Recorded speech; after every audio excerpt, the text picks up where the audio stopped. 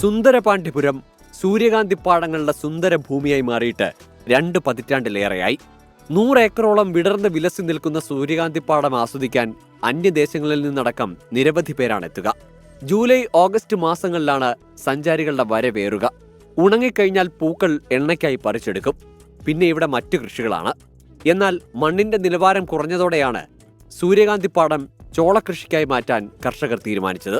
இப்போ மண்ணுடைய வளத்தை பூரா இந்த செக் பண்ணி குடிக்கிறதுனால அப்படியே சுருங்கி இன்னைக்கு 1 ஏக்கர் 1/2 ஏக்கர் அந்த மாதிரி விவசாயம் பண்ணிட்டு இருக்காங்க. ஆனால் இதில் வந்து கல்டிவேட் பண்ணால் பெரிய அளவில் விவசாயிகளுக்கு லாபம் கிடைக்கிறது இல்லைங்கிறதும் ஒரு காரணமாக இருக்குது. സൂര്യകാന്തിപ്പാടത്തിന്റെ ഭംഗി ആസ്വദിക്കാൻ ദൂരദേശങ്ങളിൽ നിന്നടക്കം എത്തുന്നവർക്കും പൂർണ്ണ സംതൃപ്തിയോടെ മടങ്ങാനാകുന്നില്ല. ഞങ്ങൾ തിരുവനന്തപുരത്ത് നിന്ന് വന്നതാണ്.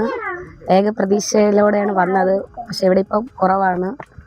എന്നാലും കുഴപ്പമില്ല, കുട്ടികളെയും കൊണ്ട് വന്നു കണ്ടു.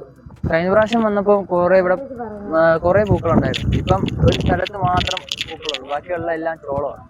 നിലവിൽ സുന്ദരപാണ്ഡ്യപുരത്തെ 2 ഇടങ്ങളിൽ മാത്രമാണ് സൂര്യകാന്തി വിടർന്നു നിൽക്കുന്നത്. അതും 1/2 ഏക്കറിൽ മാത്രം. പൂക്കൾ പരുവപ്പെടുന്നതോടെ ദിവസങ്ങൾക്കകം ഇവയും നീക്കം ചെയ്യും. പിന്നെ ചോളം കൃഷി ഇറക്കും. സൂര്യകാന്തിപ്പാടത്തിന്റെ ഭൂരിഭാഗം പ്രദേശത്തും ഇതിനോടകം ചോളകൃഷി ഇറക്കി കഴിഞ്ഞു.